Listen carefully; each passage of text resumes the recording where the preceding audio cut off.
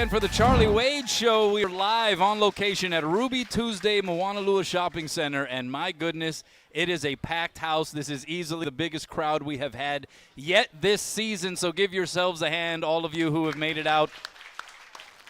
We were hearing that there were some of you who got here as early as 3:15 to make sure that you were able to save a spot. So that's awesome. That is some dedication and it looks like commitment. they added seating. There's more people here, so this is Yes. quite a crowd. Thank you guys for coming. Yeah, fantastic. Kanoa Leahey sitting next to the head coach of the Rainbow Warrior volleyball team, Charlie Wade. And I guess we can start off by saying that was fun on Saturday.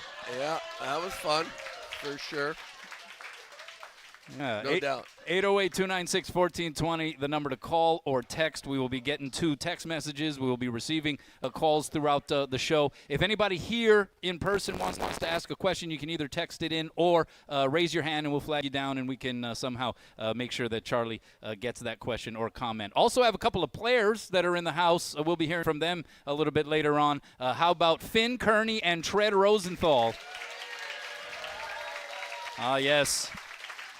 The energy is high, and that matches, I think, what was an energy level at the arena for both matches, Friday and Saturday, that was unbelievable. Charlie, first off, to have that back-to-back regular season sellouts for the first time since 1996, for the fans to come out in that way, and for the level of energy that you experienced in the arena to be as high as it was, what would you recall about just kind of the atmosphere here this past weekend? Well, it's like I've said, it's incredibly humbling and just so grateful for everybody that can take the time and come down and support us. And it really it really is impressive. And I don't think we win on Saturday and without that kind of crowd there. It's it really has kind of become a big part of where the program is right now. We take a lot of pride in, putting on a good show and getting out there and working hard. And everybody's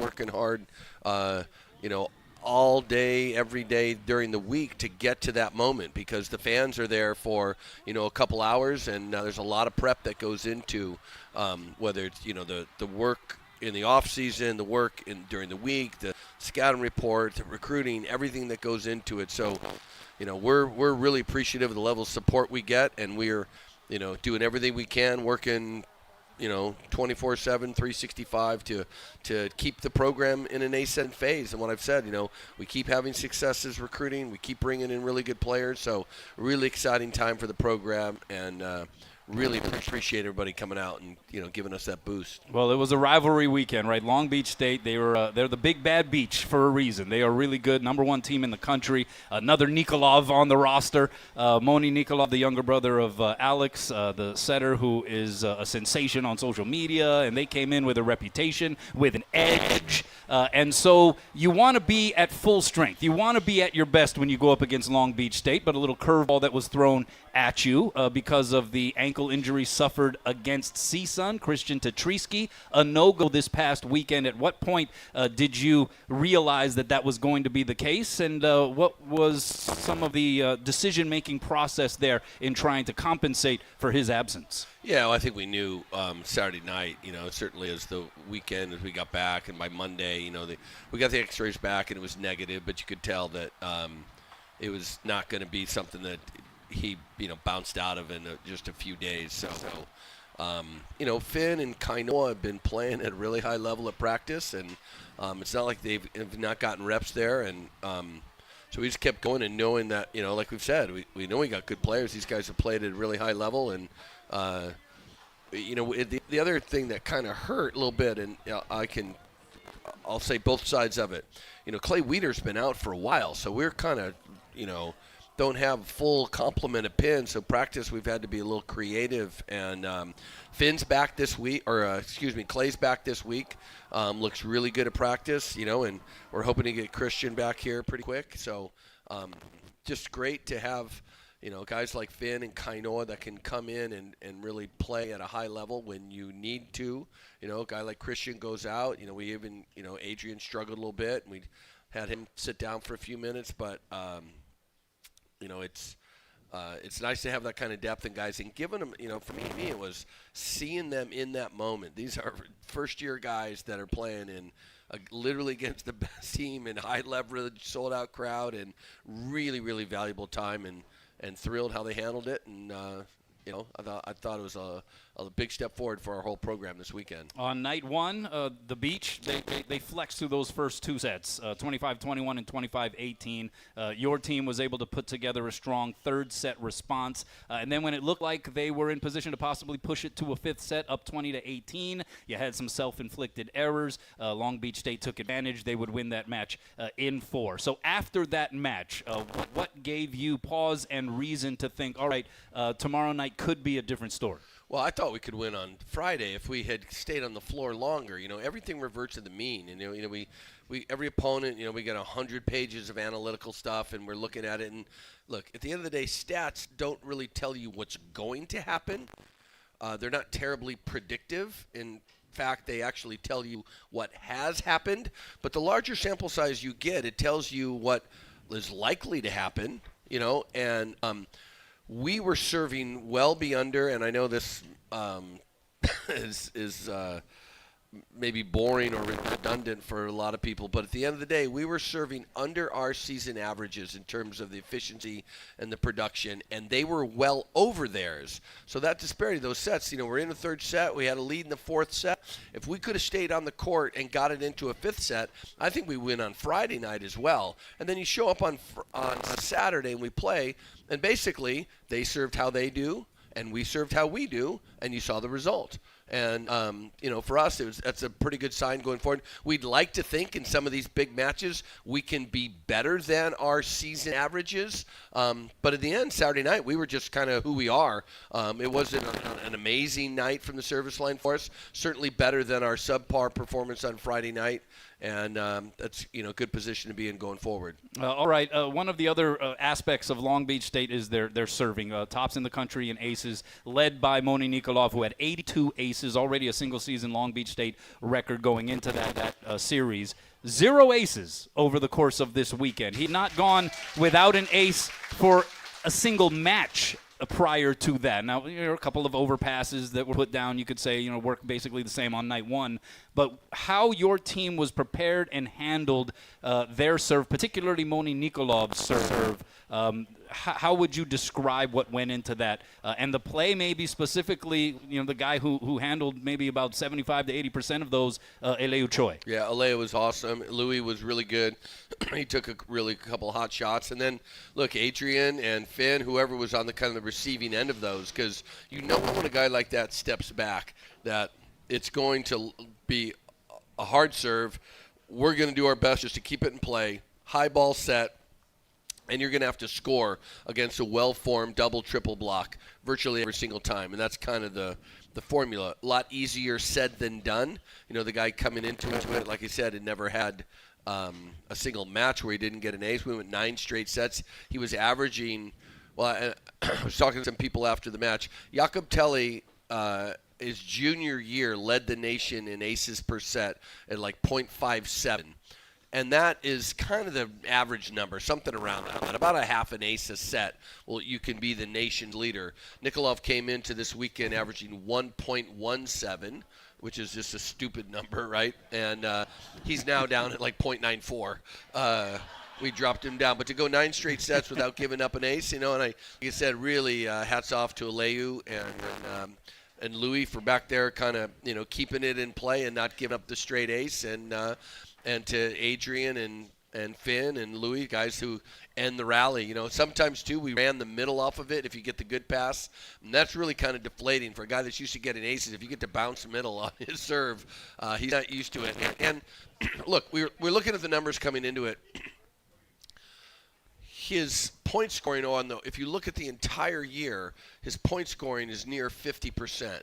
If you brought it in closer and looked at what had happened in the Big West play, and his error percentage was around 20, which is just okay. In the last 4 matches, which are, again, common league opponents, his errors percentage was 33%, and his point scoring was 31%.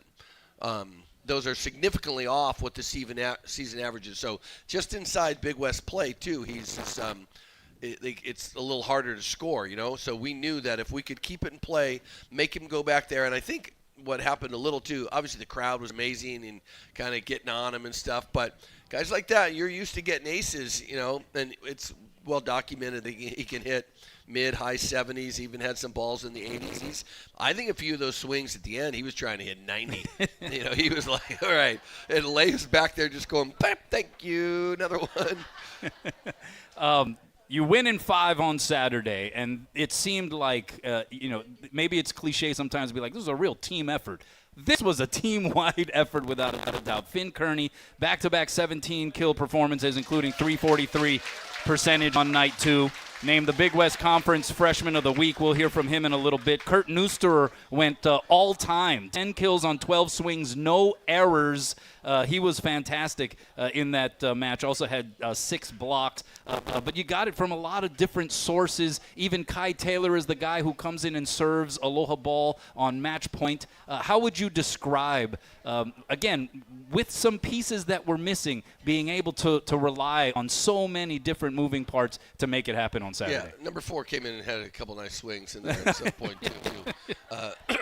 But look, it clearly was a team effort. You know, you got literally 2 of the 3 starting pin hitters at the beginning of the year.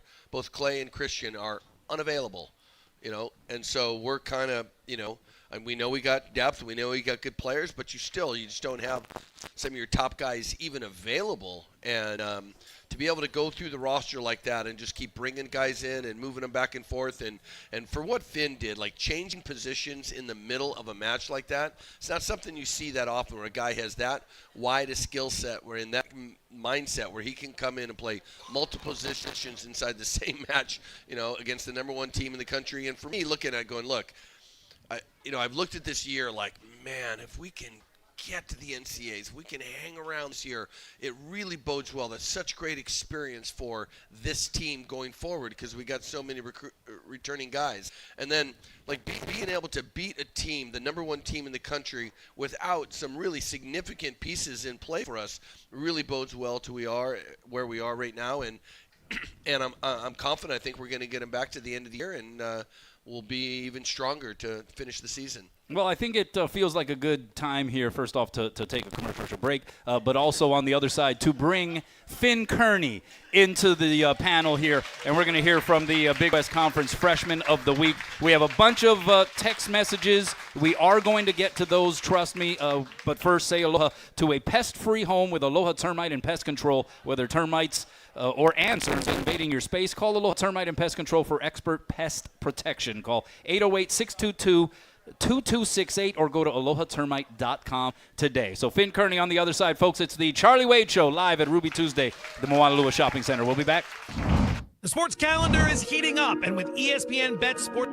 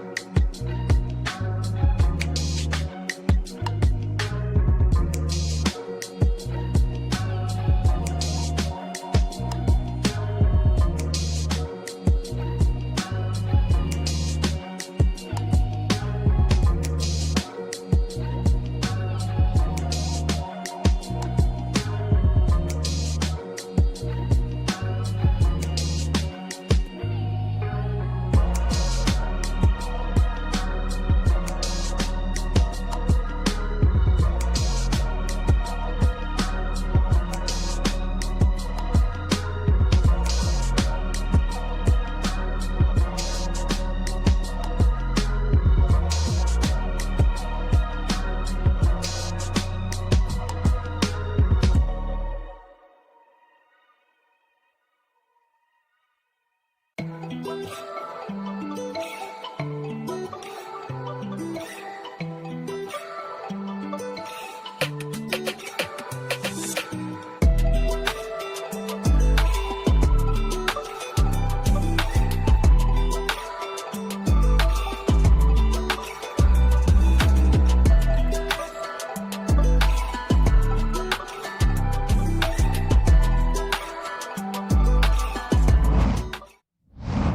right, welcome back. We are live at Ruby Tuesday at the Moanalua Shopping Center. It is the Charlie Wade Show. Kanoa Leahey sitting next to Rainbow Warrior head volleyball coach Charlie Wade. And joining us now at the table is the Big West Conference Freshman of the Week, Finn Kearney, everybody. First off, Finn, congratulations. You were phenomenal this past weekend, being called into action to once again play the opposite position, even though you had been primarily playing outside hitter here this season. First off, the recognition from the conference. How did that hit you? Oh, sorry. Let's get his microphone up there. All right, we're good. Oh. Uh-oh. We're hitting some technical difficulties here. All right, do we got you? Is it working? All right, there we go. Now we're on. All right, yeah. Thanks for the troubleshooting there, Keegan. Mine. Here you go. All right, how did the recognition today hit you? No, it felt obviously amazing. Never got an award like that before this year. Obviously, I'm pretty young, but it definitely felt great. Yeah, I mean, you are a freshman, thus eligible for Freshman of the Week. Yep. And you came through when it was becoming apparent that Christian would not be available here this weekend. What was that communication like with head coach Charlie Wade? You were a guy who came up through the ranks as an oppo. There's a lot of familiarity there, but what was that communication like? Obviously, I had that connection with Tread for a while, so that was something that helped in such short time, kind of a shorter turnaround we had with Christian getting injured that, weekend right before. That was, pretty unfortunate to have, so I think that was just kind of the ultimate decision in the short time being. Yeah, and look, sorry to interrupt, no, go but for it. we didn't talk a lot about it. You know what I mean? For me going into it, I looked at it. We played them both at that position during the week. Finn and Kanoa both played great, and it was a combination of one, Finn and Tread have more time on the court in high leverage situations than Tread and Kanoa. Two, no chance Long Beach thinks he's coming out there because Kanoa has been the backup opposite, so they're not going to be as prepared, and you could tell they didn't know quite what to do. And Finn served that 3 rotations while Kanoa is consistent and effective. It's kind of more straightforward, traditional. Finn's just got that little lefty hook to it, that's always kind of creates some problem for people. So, and the other part too, that Finn could go into the formation as a 4th receiver. So all of those things, and we, it's not like we never did any of this at practice, whatever, but we really didn't have a lot of conversation about it. Just, kind of looked at it going into it and go, this is the way we're going. And they can always tell what I'm going to do by what we're doing at practice. Finn got the bulk side of the A-side reps as the week went on, and by the time we get to game day, he knows that he's going to be the guy. You are such a decorated player, and you have been coming into this program. You have been primarily a serving sub here this season. How much has that tested your resolve, your patience? Of course you want to be out there. You're competitive. Of course you want to have a high-profile position on the floor, and you got that chance this weekend. But what has that process and journey kind of been like for you? I think there's no better way to test it than doing that. And, it put me in a lot of higher leverage situations where you're just at the service line but have the same feelings, same emotions going through your head, so it helps a lot. What does it say also, and maybe Charlie you can jump in on this, the fact that, maybe you did catch Long Beach State by surprise a little bit on night 1. Night 2, when they had a little bit of knowledge of what you can do, you hit for an even better percentage, and you were, just as effective. What does that maybe say about you? I don't know how good my setter is, I guess, right?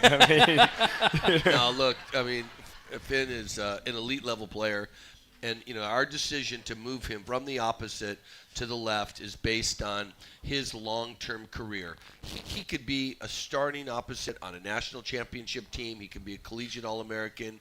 But to be an Olympian, to be one of the best players in the world at his position, he's got to be on the left. He's just not built like a big-time international opposite. And that's, could he do it? He could, but that lowers the odds of it. So he's a great athlete who can lower his center of gravity, and I think is going to be an elite-level receiver. And to me, that was the most promising thing, the best thing of the weekend, was that I know he can serve, I know he can jump and hit. His ability to be in the formation receiving serve against what is literally the best serving team in the country is a huge step forward for our team and for him going forward. To play in front of a sold-out arena, close to 10,000 people. You've played in some big-time international competition, maybe got a little close even in some spots to that number. But what was that like, and what would you compare it to in your previous experience? I mean, for some stuff, there's nothing like it. Nothing close. Yeah, Argentina was not close. But, that was just amazing feeling that I had never felt, different from any game this season for sure. Best fans in the world by far. Did it give you a boost? Like, was it perceivable for you? For sure, yeah. How many 100%. people were in the stands when you played in Argentina? 9,000? Grand maybe. It's 1,000 something. There might have been more in Mexico with the Norsekas. No. It's not. It wasn't a huge venue. Like, you got to figure, even if the thing was sold out, it's probably 2,500. It's more than that. Yeah, 4,000. So. The one in Argentina. But they're not. They're never going to get 6,000-8,000 people to those kind of international matches. All right. Well, you got a really good problem now, potentially, Charlie. When everybody is healthy, you got a whole lot of guys who have proven their mettle as being worthy of playing, but there are only so many spots to fill. How do you approach that, and how do you kind of think about that? Yeah, we just get after it. What I'm saying? It makes practice really, really competitive. Again, the B-side guys just always, our practice, the competitive level is impressive. Something we always talk about and keep pushing, and that's a good problem to have. Look, at the end of it, like if you ask me, I want 5 or 6 really good outside hitters, 2 opposites, 2 setters, 4 middles, to really make this thing where the depth chart becomes more lateral than vertical. And, now that we're getting everybody back healthy, we're back in that situation, and it's only going to make us stronger going forward. How do you approach it, Finn? I love it. I mean, makes everyone better, makes everyone the best they could possibly be. So. Yeah, I mean, to bounce from opposite to go back to the left side and then back to the opposite in one match, I mean, that isn't always the easiest thing for everybody, for sure. but it seemed like you were able to make that adjustment. For sure, yeah. It definitely just develops skills that you may not even mean to develop, but, I mean, just makes you a better all-around volleyball player, and nothing better than it. You showed that. You were extra bouncy on night 2, and I think it was something to behold. How about another hand for Finn Kearney, everybody? We appreciate him coming down, and congratulations on the award. Tread Rosenthal is going to join us when we come back. It's the Charlie Wade Show here live at Ruby Tuesday at the Moanalua Shopping Center. $5,000. That's the average amount of money people in the U.S. are now spending on gas in a year. $5,000. That's crazy. If you drive, you have to download Upside, the free app that gives you cash back every time you get gas. That's right. You can earn real cash back with Upside just by buying the gas you're already buying. You can literally start earning cash back today. I use Upside every time I fill up. I've already made around $300. You're putting gas in your car anyway. Why not get real cash back? If you like free money, download Upside. I'm saving the cash I earn from using Upside to help pay for a vacation later this year. Download the free Upside app now to earn cash back every time you buy gas. Use promo code YEAR to get an extra 25 cents per gallon on your first tank. You can cash out anytime right to your bank, PayPal, or a gift card for Amazon and other brands. Just download the free Upside app and use promo code YEAR for a 25 cents per gallon bonus on your first tank. That's code YEAR for a 25 cents per gallon bonus. I'm still going for it, even with higher stroke risk from atrial fibrillation, an irregular heartbeat not caused by a heart valve problem. Over a 3-year study, Eliquis apixaban tablets reduced stroke risk better than warfarin, and over 97% of Eliquis patients did not experience a stroke. A first stroke occurred in 2.9% of warfarin patients versus 2.3% of Eliquis patients. Don't stop taking prescription Eliquis without asking your doctor. It may increase your stroke risk. Eliquis can cause serious and, in rare cases, fatal bleeding. Don't take Eliquis if you have an artificial congenital heart valve, abnormal bleeding, or antiphospholipid syndrome. While taking, you may bruise more easily or take longer for bleeding to stop. A spinal injection while on Eliquis increases risk of blood clots, which may cause paralysis and the inability to move. Get medical help right away for unexpected bleeding, unusual bruising, or tingling, numbness, or muscle weakness. Medications such as aspirin products, NSAIDs, SSRIs, SNRIs, and blood thinners may increase bleeding risk. Tell your doctor about all planned medical or dental procedures. Learn more at Eliquis.com or call 1-855-ELIQUIS. How do you get 100% of your work done when you're 40% short-staffed? Across Hawaii, city and state departments grapple with thousands of vacant positions. And with fewer workers, that means longer lines at the DMV, delayed building permits, and slowdowns in essential services. The government could resolve this by offering more competitive wages and benefits. For you, we hope they do. A message brought to you by HGEA, because Hawaii works best when we do. ESPN Honolulu is Hawaii's sports leader. KKEA Honolulu, 1420 AM and 92.7 FM. Part of the IO family of companies. You're listening to The Charlie Wade Show on ESPN Honolulu.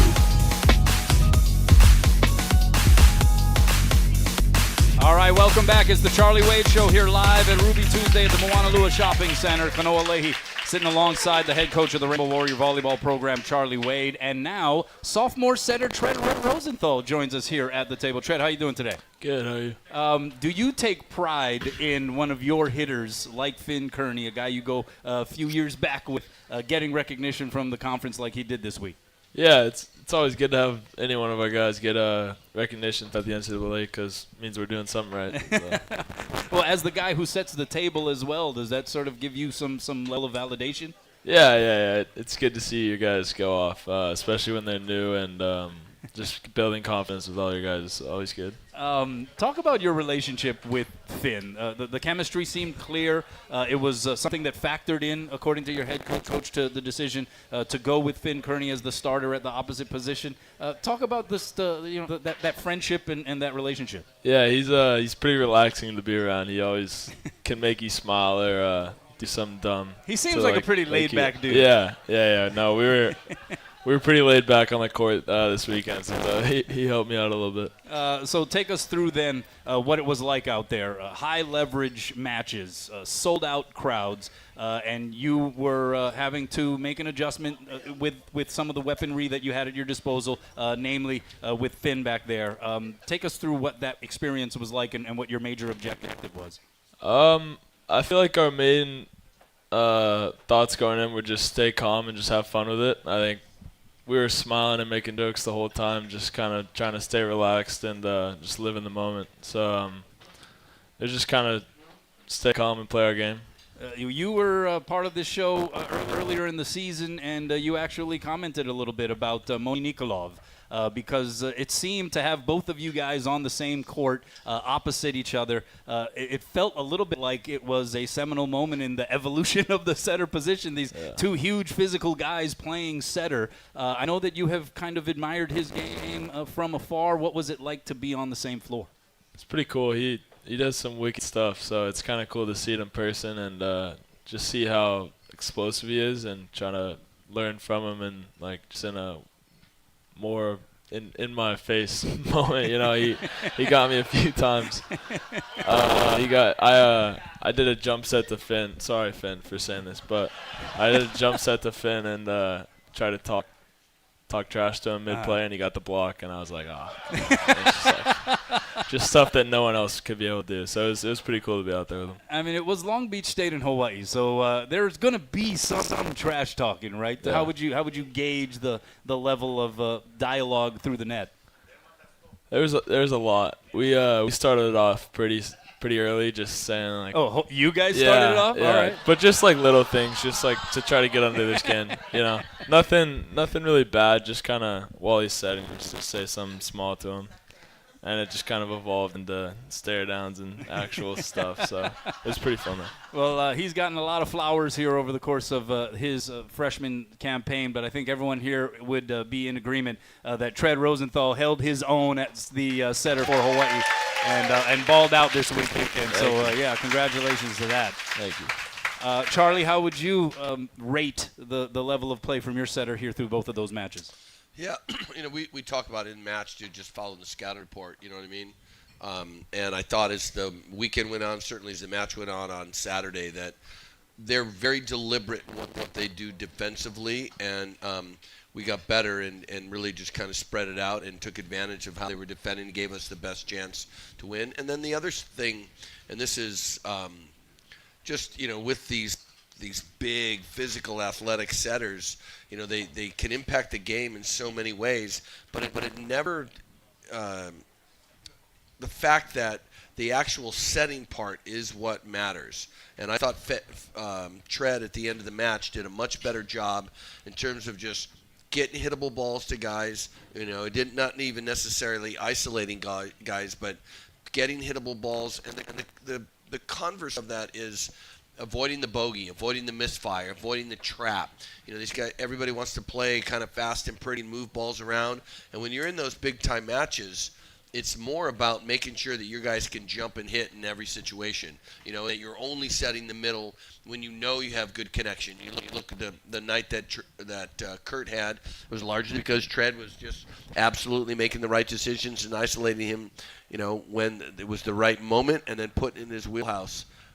So I thought, obviously Tread came out ahead on the scoreboard, and I thought he did a nice job on the court just in terms of executing to get us there. What do you feel like that win on Saturday did for you guys? Did it prove anything that you already didn't know about your team? Does it give you a little extra boost here moving forward? How would you calculate that? I think we already knew that we could beat teams like that. I think it was more about just putting it together like we did against UCI and just like we have in the past. So it was good to get that win, and it's more important for us just looking forward towards the NCAA tournament, just getting that win against them to help us in our rankings. So that was the main thing that it helped us with. 808-296-1420, the number to call or text. We do have a text. This is a question for you, Tread. As a setter, how do you adjust in high-pressure situations or scramble plays to give your hitters the best opportunity to score?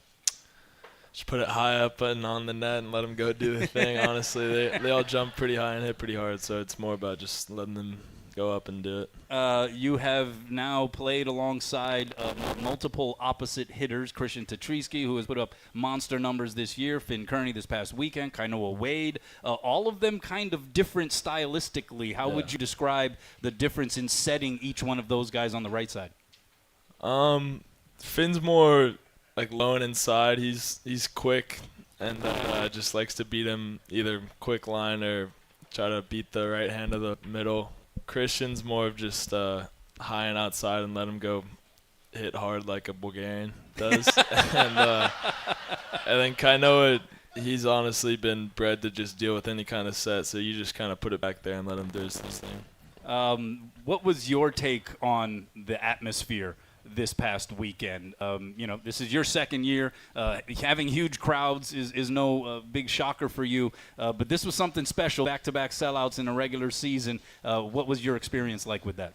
It was really cool. I had to stop and look around a few times just to kind of take it in, and especially after the fourth set, just seeing all the lights come up, it was pretty surreal. And just to take that in as a volleyball player is pretty special because you don't really get this anywhere else in the world. So it was more for us just take a deep breath, enjoy the moment, and then play our game. All right, let's get to a few more questions. This actually came via YouTube. What did you guys think about Moni's interference under the net, and why wasn't it called? You were talking a lot with the official. He did reach under. There was no contact with the ball, but clearly trying to interfere with the play. How did you experience that? I mean, Milan came up to me and told me what to say and everything. So he was the smart guy behind it all. I just went up asking for interference, and he said that it wasn't close enough to the ball. So we just kind of moved on. Sometimes calls just don't go your way, and you just gotta get the next one. Charlie, I know you're always satisfied with the officiating. How did you see that play from the sideline? Yeah, they missed one and wouldn't admit it, and there's nothing you can really do about it. I don't think it's challengeable, and they just missed it in the moment. Yeah. Clearly, what he did wasn't legal and should have been called. It seems to me, and this was something we brought up on the telecast. You had a lot of challenges, both nights. And there were a lot of challenges that you issued that were asking for net violations to be called on Long Beach State. And you got a lot of overturned calls. Without setting you up here for some kind of official bashing or something, how concerning is that more of those calls aren't being determined in real time when it seems, according to the replay, very instantly that there are violations that are taking place? Well said. A master diplomat. And look, I'm in contact with a couple different vendors, and really need the conversation that we have to have, which I have to circle back around to, is Spectrum.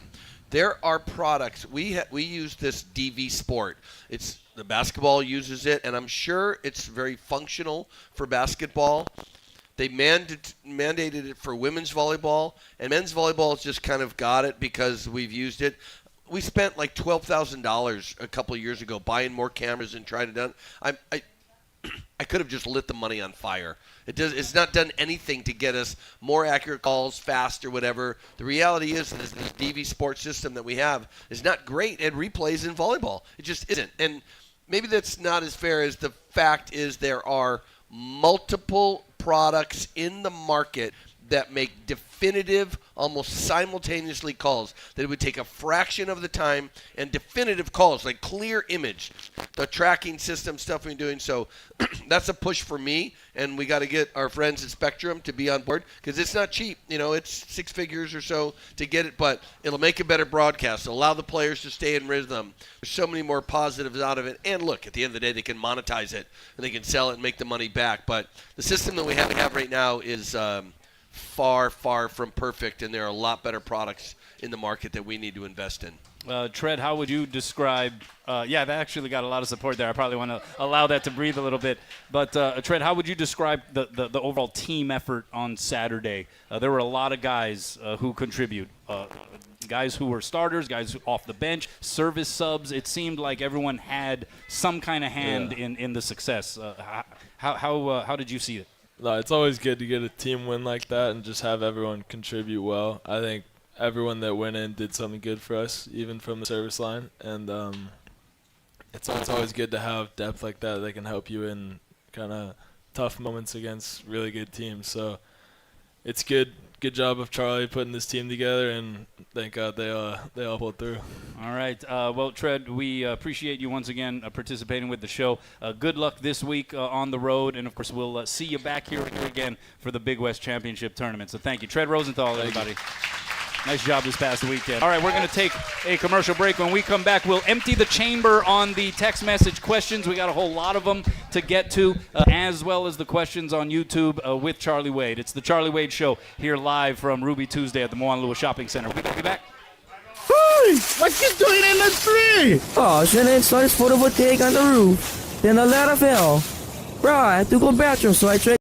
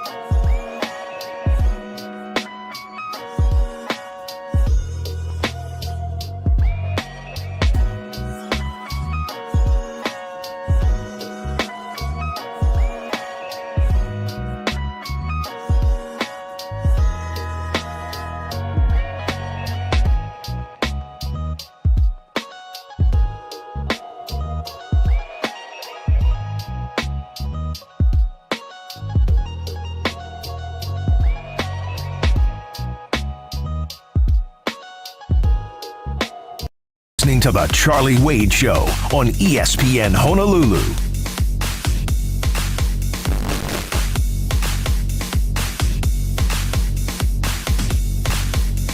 Ruby Tuesday at the Moanalua Shopping Center. Big mahalo once again to everybody who came out here tonight. It is a packed house, as crowded as we have seen it yet this year. Just like this past weekend at the arena, it has been maximum excitement. And so once again, kudos to all of you, the most passionate volleyball fan base in the world, without a doubt. Okay, let's get to some text messages here. 808-296-1420. Is the number to call. We've got a lot of questions about the Nikolov swiping the arm underneath the net, so we addressed that. But we do have another question here for you, Coach, and we've gotten a couple of these as well. I think people talking about the depth that you have on this team. So question for Charlie, because you have a deep bench, do you anticipate anyone entering the transfer portal? We also have another text that says, "Hi, Finn. Please don't enter the transfer portal." As mentioned, a good problem to have with all this depth, but it's unfortunately a reality of college sports now. It's what a lot of people do think about when they see so many good players on a roster. Well, I think if you're coaching college athletics and you're surprised that somebody enters the transfer portal, then you're asleep at the wheel. You know what I'm saying? You have to continue to build relationships with these guys. You have to continue to make sure they're comfortable, not only in terms of their playing time, their role in the team, financially. All of this stuff comes into play now. So, the reality is you recruit a guy to come play, and you don't stop recruiting him. You have to continue to build those relationships, keep recruiting them, keep validating their existence, and when they do well, you reward them. And sometimes that's from playing time, sometimes that's from hooking them up with another sponsor, but I don't think you can ever be surprised at this day and age if anybody enters the portal. All right, next question. Coach, national championship matches aside, where does Saturday's match rank in your all-time list as a Hawaiian coach? It's pretty high. It was good stuff. I mean, in that fourth set at one point, I was looking around and going, and just seeing how the match is playing out and all the stuff you mentioned earlier about the stuff going on between the nets, and just – I said to myself, this has got to be wildly entertaining if you're just sitting home watching this on TV. I'm ready to puke in my mouth half the time, whatever, grinding it. But at the end of it, it was really entertaining. I still the 2019 Big West Championship was pretty cool in that building too. Yeah, and then that was also Long Beach State. Yeah, and again the other the BYU game in 2020 That's right. and the 2022 Big West Championship with Nikolov was Player of the Year and stuff. That was pretty high leverage stuff. It was good fun. But it's up there for sure. And being down and coming back. Actually, the 22 one, we kind of kicked their ass. This was a lot more fun. All right, another question. This coming from Giselle via YouTube. Are you intending on keeping Finn in the lineup for UC Santa Barbara this week? I guess we've got a couple of other questions, too. We can tie it into what is the status of Christian Tatrisky here entering this week? Yeah, Christian's still day-to-day, and look, I'm never going to come on the radio and tell you what my lineup is going into next week, so nice try. But like we've talked about, it's nice that we're getting a full complement of players, and we're going to have more options and just be stronger coming down the home stretch here this season. Yeah, maybe that was a member of the UCSB coaching staff that was there's some alums in town. You never know. That. Like, it could be listening. All right, this is a question about recruiting. Do you invite recruits to experience senior night? Because it seems like it would be a great promotion of the program. For sure. And I was joking with Chaz Galloway came on senior night in his senior year, and he came to senior night again this year. We didn't have any recruits in town. Recruiting's taken a whole different kind of, tone and tenor to it with the portal and the NIL. It's just different. So we did not have recruits actually in the house that were hosted, but absolutely will send them the video of not only the match but the whole festivity afterwards. It's like nothing else on the planet, for sure. I would imagine that has to go as far as just about anything else you can pitch. Is just like look at what you could be playing in front of. And it's really cool now, the number of guys that come in town for it. Guys have been a part of the program. You know, I'm sure you guys saw lots of former players that are in town and just want to be a part of that again, and really, really cool.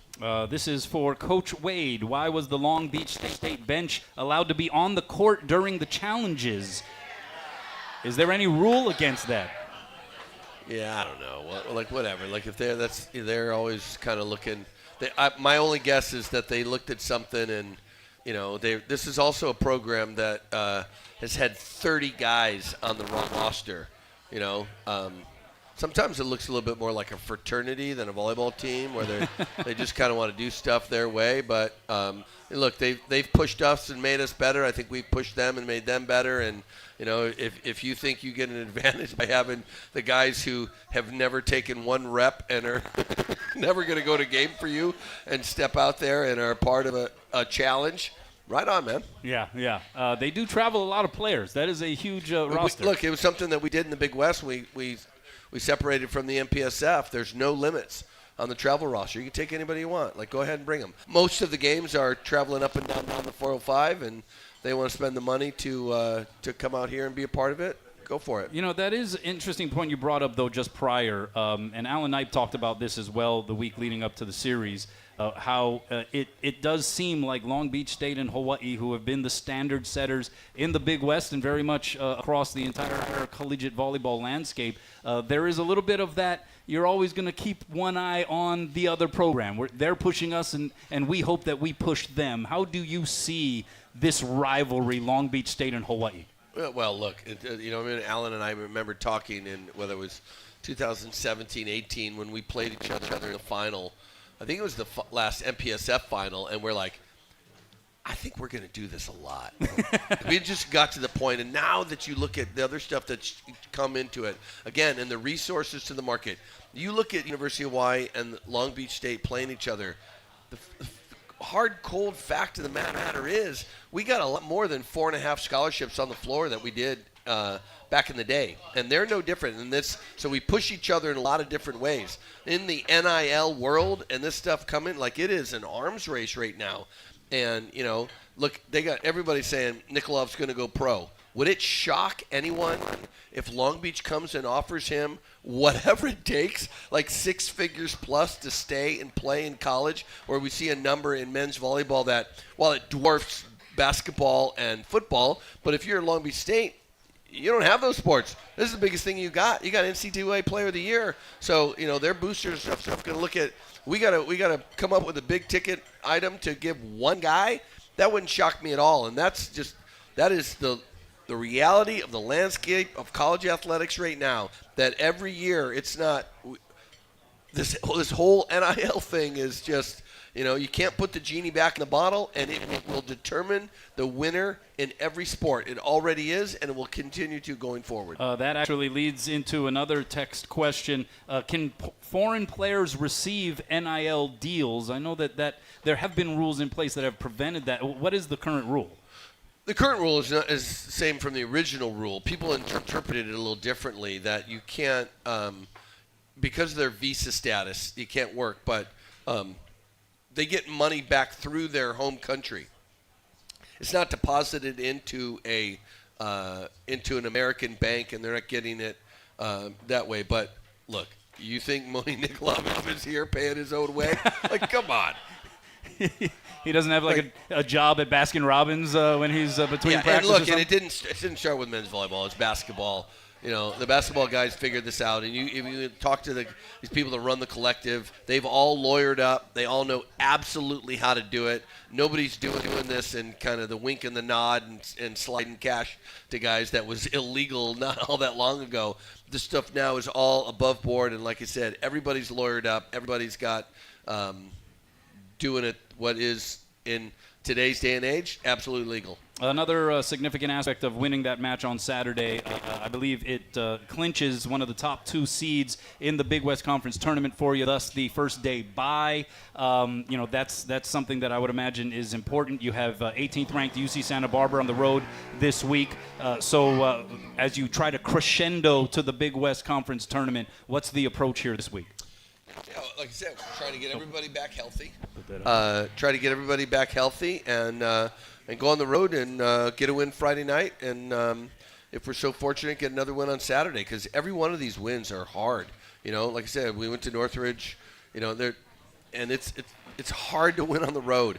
These teams are good. Even if the win-loss record is not, in the top 10, it's really, really hard to win on the road. So for us, try to get everybody healthy.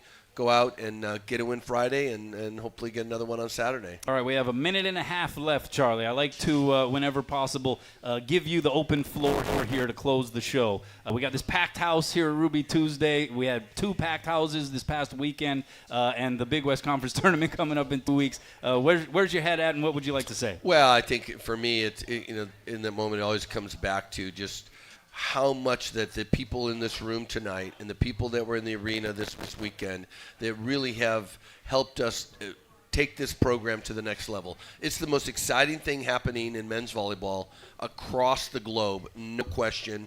And then again, there's a lot of different ways to support us. Coming to the arena is a huge support. Being here tonight is huge support. Like I said, there are people that are writing checks and contributing to the collective and contributing to NIL. If you're in that boat, God love you too. Keep it coming, because this thing's not slowing down. I've said along, I think we're in an ascendant phase. You look at the recruits we have, you look how young we are, where we're going. We really think we have a chance to maybe not pull away from the pack, but really establish ourselves as the preeminent, program in men's collegiate volleyball, and everybody being here tonight's a big part of that. All right, Charlie Wade, thank you very much.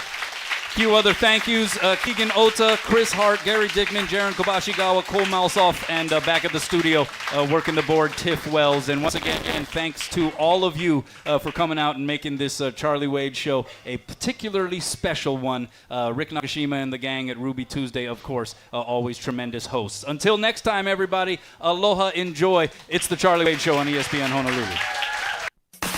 You've been listening to The Charlie Wade Show, brought to you by Hawaii USA Federal Credit Union, HDS, Hawaii Pacific Health, Ruby Tuesday Hawaii, HGEA, HCAMP, Castle Resorts and Hotels, Aloha Termite and Pest Control, and Hawaiian Financial Federal Credit Union. Healthier is working together